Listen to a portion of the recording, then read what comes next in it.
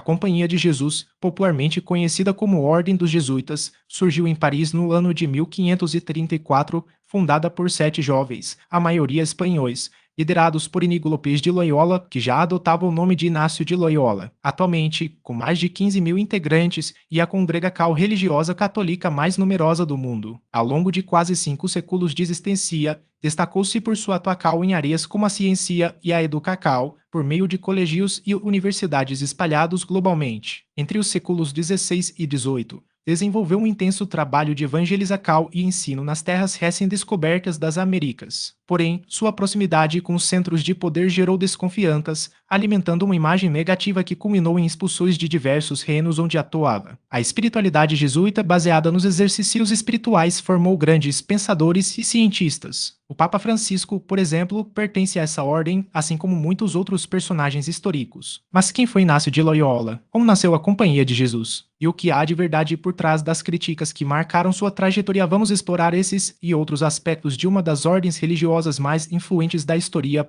O início da Companhia de Jesus ocorreu em 15 de agosto de 1534, quando Inácio de Loyola e 6 companheiros, todos estudantes da Universidade de Paris, reuniram-se em uma capela subterrânea sob a igreja de Saint-Denis, em Montmartre, os arredores da capital francesa. Ali fizeram votos de castidade, obediência e pobreza. Os 6 que acompanhavam Loyola eram os espanhóis Alfonso Salmerón, Nicolas Bobadilla e Diego Lainez, o navarro Francisco Xavier, o português Simão Rodrigues e o saboiano Pedro Fabro. Inicialmente, o grupo se autodenominava Companhia de Jesus. Em 1537, todos viajaram a Roma para solicitar ao Papa a oficialização da ordem, o que foi concedido por Paulo III em 27 de setembro de 1540, data que marca a fundação oficial dos jesuítas. A escolha do nome Companhia de Jesus causou polêmica entre as outras ordens religiosas. O termo companhia provavelmente remetia à formação militar, já que Inácio de Loyola havia sido capital do exército espanhol. Atintal,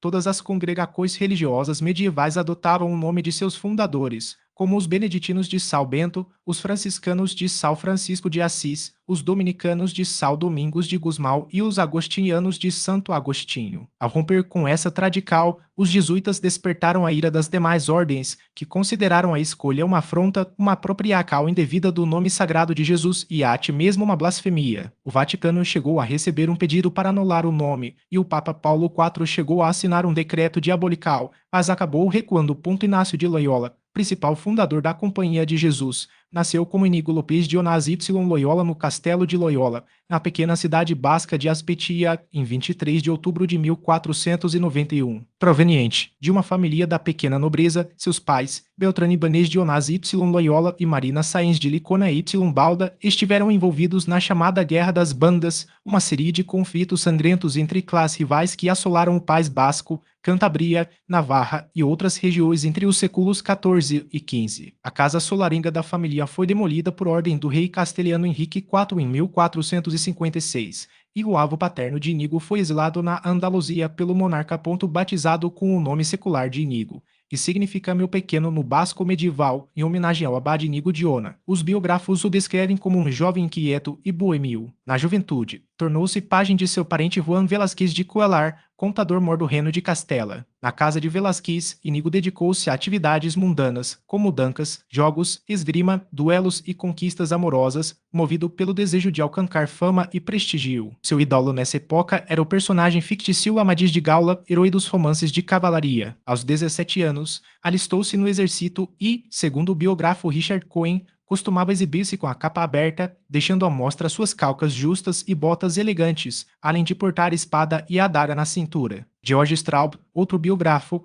o descreve como um homem vaidoso, eximido e ancarino, mulherengo, sensível a ofensas e um espadachim habilidoso que usava seu status privilegiado para escapar de punições por crimes violentos cometidos ao lado de seu irmão sacerdote. Durante o carnaval, aos 18 anos, em 1519, Iñigo ingressou como militar a serviço do duque de Nájera, Antônio Manrique de Lara, participando de diversas batalhas. Durante o conflito de Pamplona, em 20 de maio de 1521, que opôs o reino de Castela aos reinos de Franca e Navarra, foi gravemente ferido por uma bala de canhão que fraturou sua perna esquerda. Levado de volta ao castelo da família, passou por uma série de cirurgias dolorosas, realizadas sem anestesia, que lhe permitiram voltar a andar, embora com uma perna mais curta que a outra. deixando-o com uma cláudica cal permanente. Durante a recuperação, pediu que lhe trouxessem seus livros favoritos, os romances de cavalaria, mas não havia nenhum disponível no castelo. Em vez disso, recebeu obras religiosas, como as vidas de Jesus e de alguns santos. A leitura que mais o marcou foi Vita Christi, do teólogo alemão Ludolfo de Saxonia. Após terminar o livro, Inigo afirmou ter vivenciado uma profunda conversão espiritual. Decidiu então dedicar-se à vida cristã, seguindo o exemplo de São Francisco de Assis e outros missionários. Nesse período, estava apaixonado por uma dama, mas percebeu que seus novos propósitos espirituais eram incompatíveis com uma vida fora da igreja. Abandonou seus sonhos românticos e, mais tarde, descreveria esse momento como sua primeira experiência de discernimento espiritual. Em 1522, já recuperado e capaz de caminhar novamente, visitou o mosteiro beneditino de Santa Maria de Montserrat, na Catalunha, onde refletiu sobre seus pecados passados e confessou-se. Doou suas roupas finas a pessoas pobres e passou a vestir-se com um saco rústico. No altar da Virgem Maria, depositou sua espada e seu punhal, simbolizando o abandono de sua vida anterior. Em seguida, dirigiu-se à cidade de Manresa, onde trabalhou em atividades humildes. Em Manresa, Inácio começou a trabalhar em um hospital local, onde recebia em troca alojamento e alimentação. Sua rotina era marcada pela simplicidade e pelo serviço aos doentes, uma prática que reforçava seu desejo de viver em humildade. Em setembro de 1523, partiu em peregrinação à Terra Santa com o objetivo de se estabelecer entre os franciscanos e dedicar-se à evangelização. No entanto, após 3 semanas, os franciscanos o enviaram de volta à Europa por considerarem sua presença arriscada naquele contexto político e religioso. De volta à Espanha, Inácio fixou-se em Barcelona aos 33 anos, onde frequentou uma escola pública e gratuita para se preparar para o ingresso na universidade. Seu empenho nos estudos era intenso, mas sua trajetória anal passou despercebida pelas autoridades eclesiásticas. Em 1526, foi interrogado pela Inquisição, que investigava possíveis desvios doutrinários em suas pregações. Entre 1526 e 1527, estudou teologia na Universidade de Alcalá, onde novamente chamou a atenção do Santo Ofício. Naquela época, um grupo de mulheres, acusadas de pertencer ao movimento dos alumbrados, suspeitas de heresia por suas práticas e rituais não convencionais, estava sendo julgado. Inácio, que já pregava na cidade sem autorização formal, foi novamente interrogado, mas não sofreu punições severas. Não há registros precisos sobre quando passou a adotar o nome latino Ignatius. Alguns estudiosos, como Gabriel Maria Verde, sugerem que a mudança não foi definitiva, mas uma adaptação para facilitar sua comunicação na França, onde planejava continuar seus estudos na Universidade de Paris. O sobrenome Loyola foi mantido como referência à sua terra natal. Durante esse período, Inácio começou a estruturar as bases do que viria a ser a Companhia de Jesus. As Constituições da Ordem, adotadas em 1553, estabeleceram uma organização centralizada com ênfase na obediência absoluta ao Papa e aos superiores da congregação. Um dos princípios fundamentais da espiritualidade jesuíta foi sintetizado na expressão como um cadáver, que simboliza a disposição do membro da ordem em se submeter à vontade divina sem resistência, como um corpo inerte. O lema da Companhia de Jesus, Ad Maiorem Dei Gloriam, para a maior glória de Deus, resume essa entrega total. Em 1553, a saúde de Inácio de Loyola começou a se deteriorar, e ele decidiu ditar seu testamento espiritual, publicado em 1555 sob o título Autobiografia. O fundador da Companhia de Jesus faleceu em Roma no dia 31 de julho de 1556, provavelmente vítima da febre romana, uma forma de malaria endêmica na região durante a Idade Média. Sua canonização ocorreu em 12 de março de 1622, pelo Papa Gregório XV, sob o nome de Santo Inácio de Loyola. A Companhia de Jesus foi concebida como uma ordem missionária, cujos membros deveriam estar sempre disponíveis para servir como soldados de Deus. Segundo seus documentos fundacionais, sua missão era defender e propagar a fé, além de promover o progresso das almas na vida e na doutrina cristas. Os jesuítas professam votos perpétuos de pobreza, castidade e obediência, com compromisso adicional de obediência especial ao Papa em questões missionarias. Espera-se que estejam prontos para partir a qualquer lugar do mundo, mesmo que isso implique viver em condições extremas. Entre os séculos XVI e XVIII, os jesuítas estabeleceram missões em diversos continentes, alcançando tanto sucessos quanto fracassos na evangelização dos povos nativos. Frequentemente, entraram em conflito com governos seculares, o que resultou na expulsão da ordem de vários países. Apesar das adversidades, sua Atuacal deixou um legado duradouro, especialmente na Educacal e na ciência. A espiritualidade jesuíta, marcada pela disciplina e pela busca do conhecimento, contribuiu para o surgimento de grandes cientistas. Mais da metade dos clérigos católicos com contribuições significativas para a ciência foram jesuítas. Entre eles, destacam-se Angelo Seti, astrônomo do século XIX que realizou importantes descobertas sobre a dinâmica da cromosfera solar e a espectrometria estelar, James Massewani, pioneiro na sismologia moderna e responsável pela criação da primeira rede de sismógrafos no norte da Califórnia, e Giovanni Riccioli, astrônomo italiano do século XVII que desenvolveu um novo sistema para nomear as características da superfície lunar. Outro exemplo notável é Georges Lemaitre, sacerdote belga considerado o pai da teoria do Big Bang. Embora não fosse jesuíta, Lemaitre estudou em um colégio da ordem, o que demonstra a influência da educação jesuíta na formação de cientistas. O padre jesuíta André Verrochil, por sua vez, instalou a primeira estacal de rádio na Venezuela, combinando sua vocação religiosa com a paixão pela ciência e pela tecnologia.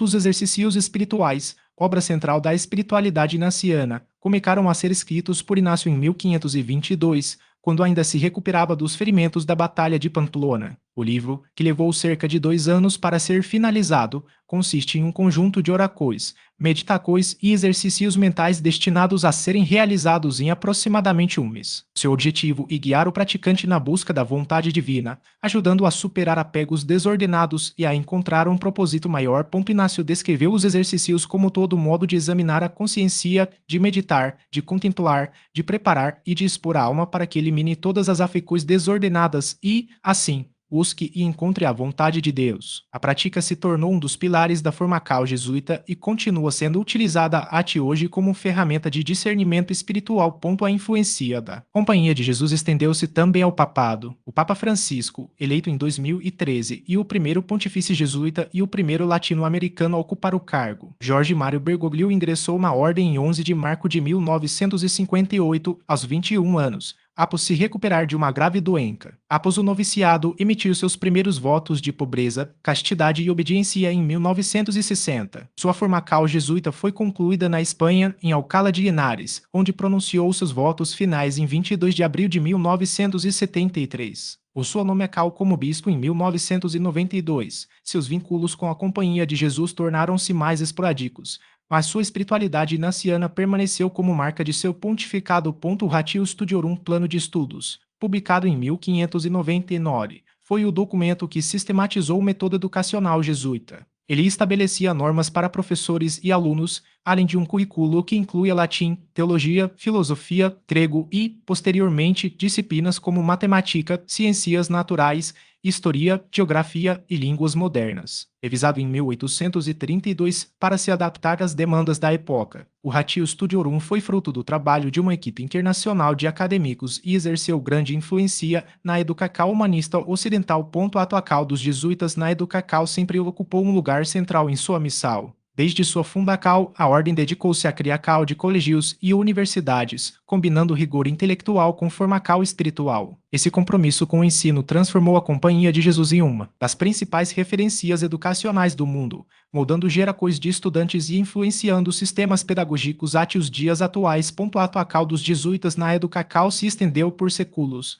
consolidando-se como uma rede global de instituições de ensino. Ao longo da história, a Companhia de Jesus estabeleceu escolas e universidades em diversos continentes, desenvolvendo planos de estudo que integravam princípios intelectuais, espirituais e morais. Esse modelo educativo visava formar líderes comprometidos com o serviço ao próximo e a promoção da justiça social. Um exemplo dessa tradição é a Universidade de Georgetown, nos Estados Unidos, que mantém uma idade de mais de 450 anos. Sua proposta pedagógica busca preparar estudantes do ensino médio e superior para uma vida pautada pela solidariedade, pelo engajamento comunitário e pelo sucesso profissional. Entre suas prioridades está o aprendizado por meio do serviço, cursos interdisciplinares e a integração entre teologia, filosofia e ciência, uma abordagem que dialoga com a visão jesuíta desde os séculos de ponto nesse período. Figuras como o matemático e astrônomo alemão Christian Clavier 1538-1612 destacaram-se como referências científicas. Clavier,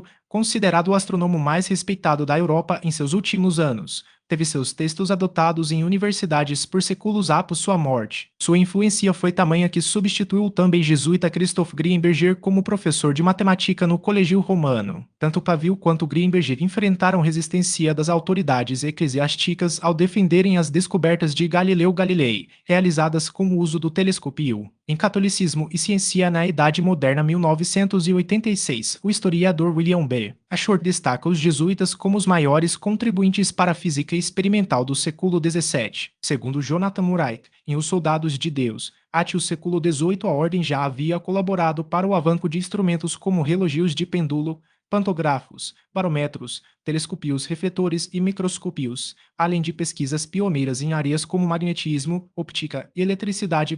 No entanto, a trajetória dos jesuítas também foi marcada por controvérsias, dando origem ao que se convencionou chamar de lenda negra. O historiador Francis Jean Lacouture, autor de uma extensa obra sobre a Companhia de Jesus, apontou que a ordem foi frequentemente acusada de interferir em assuntos políticos. Ao longo dos séculos, circularam narrativas que os associavam a conspirações e intrigas palacianas. Em contraponto, o pesquisador Roberto Di Stefano, em Ovelhas Negras, História dos Anticlericais Argentinos, defende que os jesuítas foram uma das ordens mais modernas e dinâmicas atuantes na América colonial, dedicando-se principalmente à evangelização e à educação. Para muitos estudiosos, a origem dessa imagem negativa remonta a Franca, onde escritores como Blaise Pascal e Voltaire os retrataram como uma quinta coluna, agentes de um poder estrangeiro. O Papa de Roma aponta outro aspecto fundamental da atuação jesuíta foi sua capacidade de atuar como agentes de uma verdadeira globalização cultural e religiosa. Por sua presença abrangente e profunda em diferentes continentes, os jesuítas foram chamados de os primeiros globalizadores. Diferentemente de outras ordens,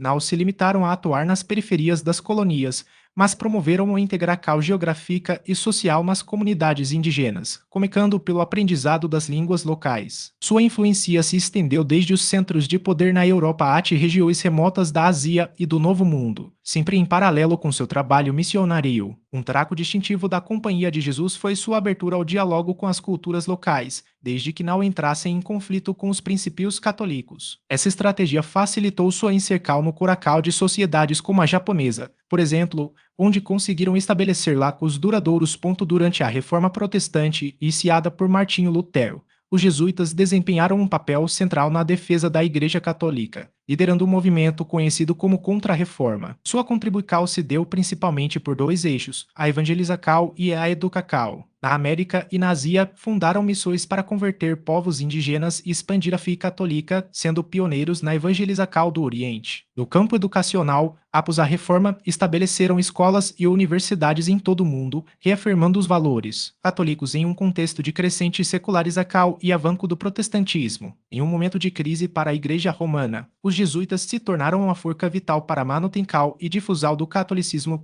Na América, as missões jesuíticas, também chamadas de reducos, foram comunidades indígenas administradas pelos padres da Companhia de Jesus como parte de seu projeto evangelizador e educativo. O objetivo principal dessas reducos era difundir o cristianismo e a cultura europeia entre as populações nativas, criando sociedades que incorporassem os valores cristãos, mas livres dos vícios e corrupções comuns na Europa da época. Para atrair os indígenas, os jesuítas aprenderam suas línguas e compartilharam conhecimentos práticos, como técnicas agrícolas e artesanais, adaptando-se às necessidades locais. Essas comunidades chegaram a abrigar milhares de habitantes, mas entraram em declínio a partir de 1759. Quando a ordem foi expulsa dos territórios do Império Espanhol. No México, a presença jesuíta começou em 9 de setembro de 1572, com a chegada de uma primeira expedição à ilha de San Juan de Ulúa, na atual costa de Veracruz. Poucos dias depois, em 28 de setembro, os primeiros membros da Companhia de Jesus chegaram à cidade do México, onde o rico comerciante Alonso de Vilaseca doou terrenos atrás da Catedral Metropolitana. Nesse local, fundaram o Colégio de San Ildefonso, uma das obras-primas da arquitetura barroca mexicana. Ao longo de quase 2 séculos, os jesuítas desenvolveram uma intensa atividade missionária e educativa no norte do vice-reino da Nova Espanha, abrangendo regiões que hoje correspondem aos estados de Sonora, Chihuahua, Sinaloa Sinaloa,